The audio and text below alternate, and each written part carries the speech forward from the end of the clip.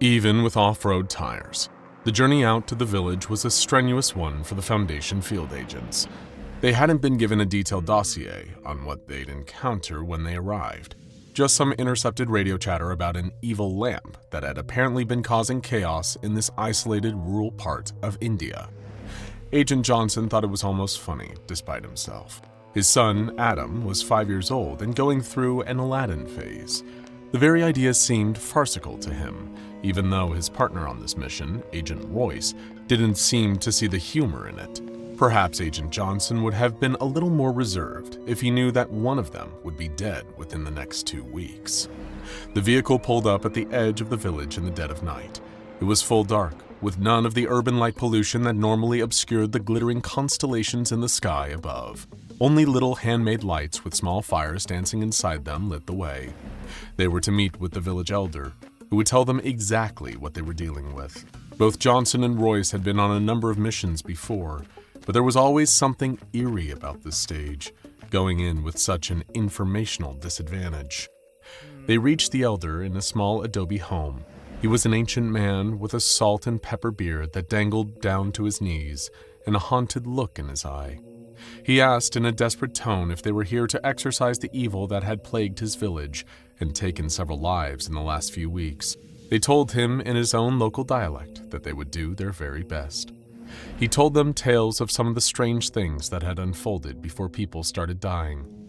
One of the town's most dedicated workers had suddenly just lost all desire to do anything.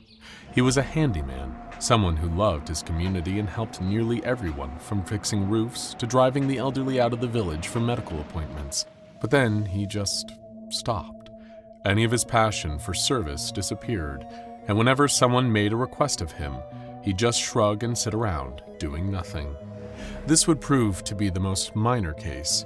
Some would starve, even when food was forced into their mouths and their jaws were worked up and down by their loved ones. 1 or 2 people had completely vanished from the village without a trace, and the common denominator reported by the friends and families of everyone involved was something incredibly strange. An old oil lamp had been seen in the homes, or worse, in the hands of everyone who had been involved in the change. So it would be that very lamp that they would remove from the area and contain. Just like you won't be able to contain your joy if you subscribe to SCP Explained right now to enjoy our massive catalog of anomalous explorations. Back to the story. Where the lamp was being kept was a reflection of the elder's fear, in a bucket at the bottom of a disused well on the edge of town. Secret from everyone but the elder and his most trusted confidants. He instructed them to retrieve it themselves. He wouldn't touch it, wouldn't even look at it. He just wanted that terrible thing as far away from his village as humanly possible. Johnson and Royce were meticulous, hoisting the rope up from outside the well. Johnson suppressed a yawn. He'd been up for 18 hours now, and it felt like it was killing him. Once they retrieved the lamp and he made it back to the States, he was going to sleep for a week. That much he knew.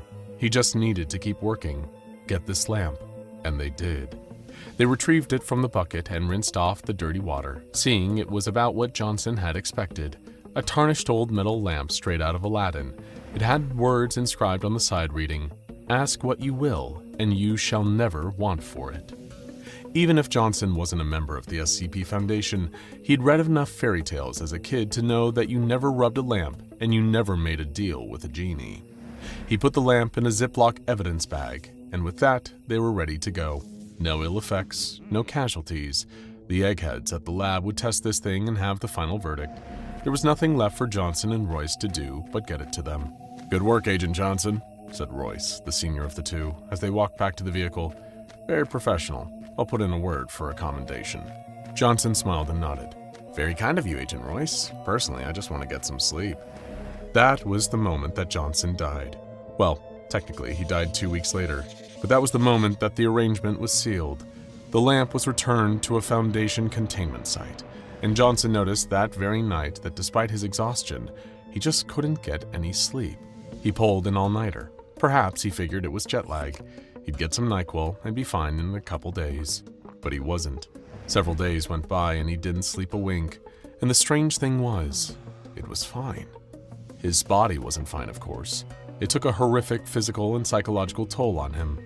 He was an incoherent wreck with hallucinations, slurred speech, and diminished motor functions.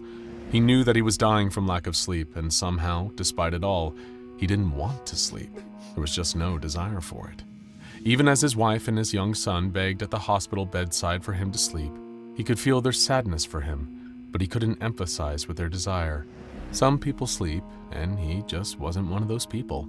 That was fine. When it hit the 2-week mark without sleep in that hospital bed, he died of a sudden, massive heart attack from the physical strain. It didn't even bother him, though it was too late by that point. The death of Agent Johnson, the accounts from the village, and the inscription on the side of the lamp, "Ask what you will, and you shall never want for it."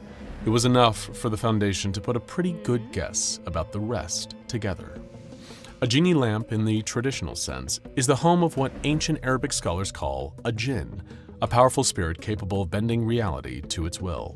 If you had a jinn bound under your command, you could make a wish to receive a benefit for it. But of course, as you likely already know, the jinn hate being bound and controlled, so they use their immense power and intelligence to turn the nature of your wish against you. SCP-810, as it came to be known, works on a principle that is similar and yet also totally different. If there is a jinn inside that acts as the animating force for this lamp, it has never made itself known. But whatever power is within the lamp doesn't manipulate the world based on the lamp owner's desires. No, instead it uses its power to change the desires themselves, to often horrifying but sometimes surprising results. To put it in the simplest of possible terms, when you wish for something while holding the lamp, if you even express wanting something while holding the lamp won't give it to you. Instead, it will rewrite your brain until you don't want it anymore. Naturally, the second the Foundation discovered it, their thoughts and feelings on the matter would be best summed up with, what are the strangest possible ways we could use this thing? Enter a large supply of D-Class personnel from stage right. It wouldn't be Foundation experimentation if we didn't add a few human rights abuses into the mix.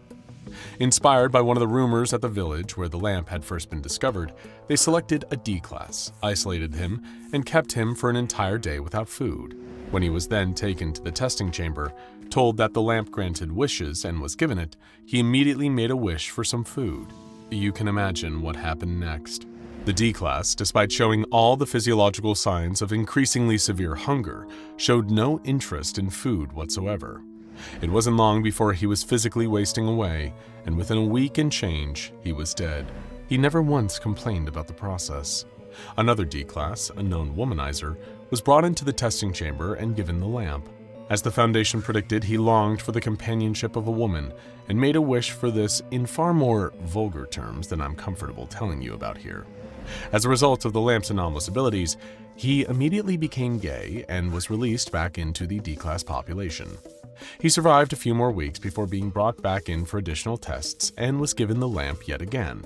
This time, he wished for the companionship of a man and was immediately made asexual. After this, he didn't show interest in anyone and instead spent a lot of his free time in the D-Class barracks doing cryptic crossword puzzles. Another D-Class, who hadn't taken well to this new kind of confinement, had an even more spectacular and disturbing result from using the lamp. Crucially, he hadn't been yet involved with any other anomalous tests, and when he was given the lamp, he didn't actually believe it was real. He exhaled and then said, "I just want to have some goddamn fresh air." This, it seemed, made him completely cease in the desire to breathe. He began gasping and sputtering, but also showed no signs of psychological distress at the fact that he just stopped breathing. Researchers just watched in astonishment as the D-Class just sat there and suffocated in real time. His skin went white at first, and then a strangled blue. He died right there on the chair inside of a 2-minute period, all because of a poor choice of words. However, the Foundation did actually discover some earnestly valuable uses for SCP-810, which they have now dubbed the Never Want lamp. And this was apparently the case with particular psychopathic and dangerous criminals who'd been made into D-Classes. One D-Class was an ex-member of the Chaos Insurgency, the dangerous breakaway group who'd once all been members of the Foundation's most elite mobile task force. He was a well-trained and extremely dangerous individual with a clear animosity towards the Foundation. So researchers were curious to see what would happen if he was given the lamp. They'd need to be a little more clever with this one, though. A Chaos Insurgency member would smell a rat if he was just handed the lamp and told to make a wish. He needed, above all else, to believe that he wasn't meant to have it.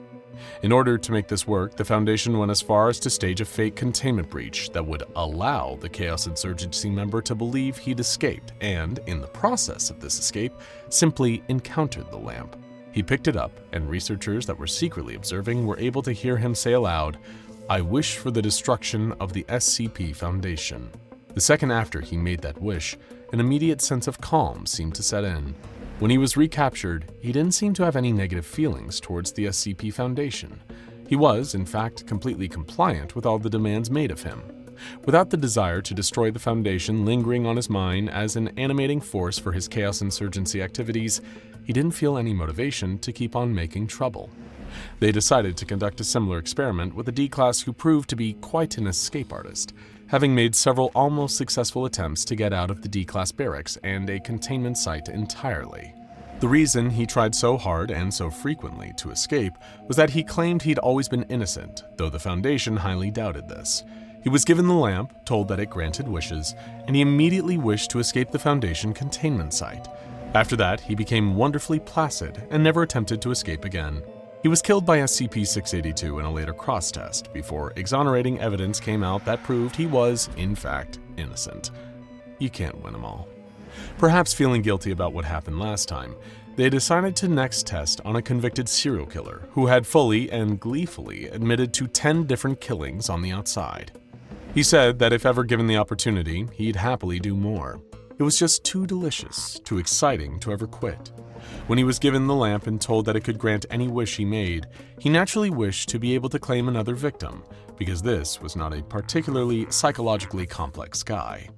After that wish, however, everything changed. Despite previously being a creepy little dude who made all of his fellow D-Classes uncomfortable with his rantings of mutilation and murder well into the night, he was now a model citizen with seemingly no violent urges whatsoever. He was known to be kind and caring after this incident, and was a model example of grace and charity to the other D-Class personnel in the barracks. He was killed by SCP-682 in a later cross-test. Interestingly, after these incidents, one researcher became extremely curious about the prospect of testing the lamp on SCP-682 itself. Seeing as the hard-to-destroy reptile's greatest desire always seemed to be the destruction of all life on Earth, maybe touching the lamp while thinking these omnicidal thoughts would cure it of its murderous affliction. This idea was soundly rejected by his colleagues, who feared that 682 would use its adaptive powers to somehow synthesize the ability of the lamp and use it against everyone. Still, the researcher persisted, positive that despite all the naysayers, there was gold hidden in this idea. There was no way to destroy SCP-682, but the lamp could provide a brilliant means of changing the monster's mind. There was nothing that he wanted more than to give this a try. So his superiors passed him the lamp and asked him to repeat his proposal, and after that, he lost all interest in the idea. Don't you just love a happy ending? Now check out A Day in the Life of SCP Dr. Alto Clef and Ancient SCPs That Should Have Never Been Bothered for more.